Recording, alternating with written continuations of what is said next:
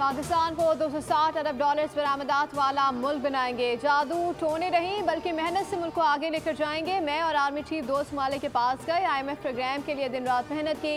काबीना इजलास के बाद वज़ीर आज़म का खिताब, कहा माशरे इशारे मुस्बत हैं।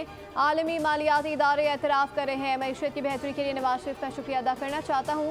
महंगाई की शरह 28 से कम होकर 1.6% पर आ गई।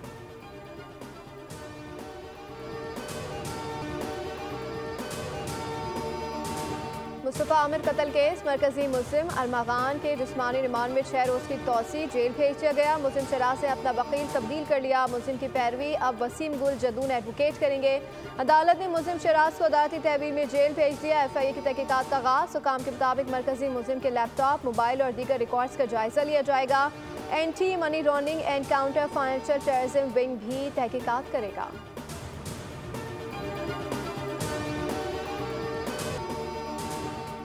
दौरे न्यूजीलैंड के लिए पाकिस्तानी स्क्वाड का ऐलान। मोहम्मद रिजवान से T20 की क़यादत वापस ले ली गई। सलमान अली आहा कप्तान मुकर्रर। शादाब खान T20 के नायब कप्तान होंगे। बाबर आजम भी T20 में शामिल नहीं। मोहम्मद रिजवान वनडे टीम के कप्तान बरकरार। शाहीन अफरीदी और हारिस सऊद की वनडे स्क्वाड से छुट्टी।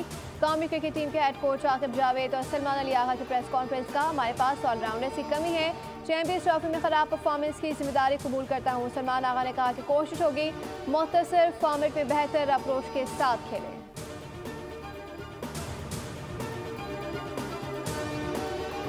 ICC चैंपियंस ट्रॉफी का पहला सेमीफाइनल, ऑस्ट्रेलिया की बैटिंग जारी। ऑस्ट्रेलिया को अब तक 6 विकेटों के नुकसान का सामना। इस इवेंट्स में फतवाहत के एतबार से कैंगरूज को भारत पर बढ़तरी हासिल है। कल दूसरे सेमीफाइनल में न्यूजीलैंड का मुकाबला जनूबी अफ्रीका से लाहौर में होगा।